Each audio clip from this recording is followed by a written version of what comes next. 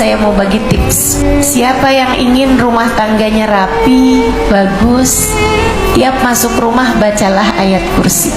Siapa yang mungkin di rumah tangganya sedang diberi ujian kesusahan ekonomi, tiap masuk rumah baca kulhu al-ikhlas.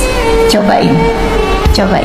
Ustazah, kalau dua-duanya rumah tangga saya nih sering berantem, rumah tangga saya juga miskin, saya mesti baca apa nih Ustazah? Baca dua-duanya kalau gitu.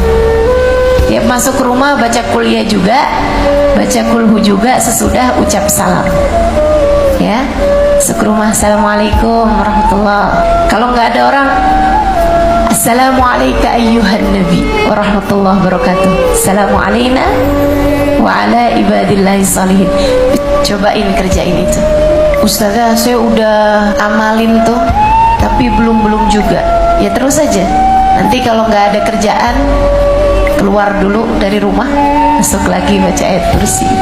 Yang sering di rumahnya antara suami istri sering nggak enak gitu perasaannya, cobain kalau masuk rumah, masuk kamar, baca laqad ja'akum rasulun min anfusikum azizun alaihi ma anittum harisun alaikum bil mu'minina raufur rahim.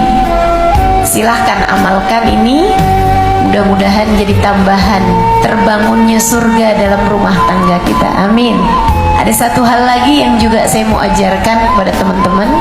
Saya merasa bahwa kita nih kadang-kadang suka kayak kehabisan kesabaran, nggak bisa ngontrol emosi, betul? Banyak yang sama sama saya. Kadang-kadang tuh ngadepin suami, entaran udah bisa sabar, tapi ntar kadang-kadang kayak habis gitu kesabaran, betul? Padahal suaminya juga sama tuh kayak gitu tuh.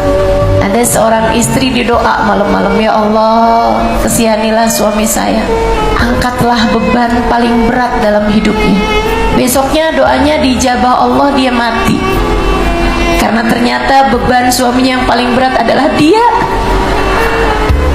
Masya Allah. Jadi kadang kalau ngomongin istri kan, Bu, yang sabar ya ngadepin suami. Kalau saya bisa ngomong sama suaminya juga sama, Pak, yang sabar ya ngadepin istri.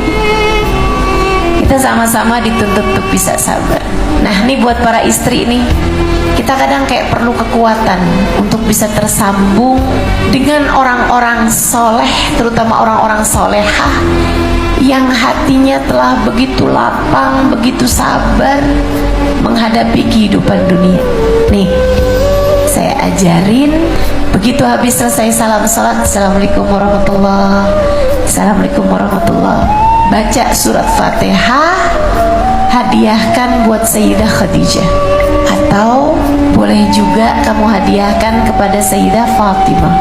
Kamu pilih deh tuh, siapa dari keduanya yang menurut kamu saya kepengen bisa punya hati kayak hati beliau-beliau itu. Siapa yang menurutmu paling kamu inginkan, bertawasullah kepada beliau. Habis selesai salam sholat, sebelum baca zikir yang lain, kamu baca suratul Fatihah, kamu hadiahkan buat beliau. Al-Fatihah ila ruhi Sayyidah Khadijah, Fatihah gitu, atau Al-Fatihah ila ruhi Sayyidah Fatimah. Mereka berdua ini perempuan-perempuan yang hatinya luar biasa, lapangnya, penuh cintanya, penuh rahmatnya, kesabarannya, ketawaduannya, husnudonnya, cinta kepada Allahnya, semuanya hati yang indah Allah anugerahkan kepada dua perempuan ini. Silakan sambungkan hatimu dengan salah satunya. Terus saja baca sambil minta sama Allah, ya Allah, karuniakanlah kebaikan hati seperti yang telah Kau berikan padanya. Ya Allah, sambungkanlah hatiku dengan hatinya.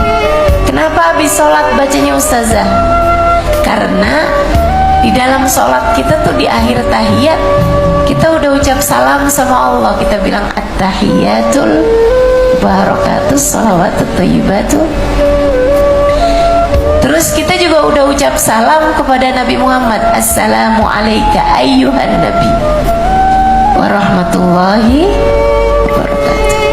Tambahannya, kita baca Fatihah, kita hadiahkan buat Sayyidah Khadijah atau Sayyidah Fatimah. Dengannya kita sebagai seorang perempuan tersambungkan insya Allah, sehingga mudah-mudahan semua yang hadir di majelis ini jadi perempuan-perempuan yang solehah. Amin.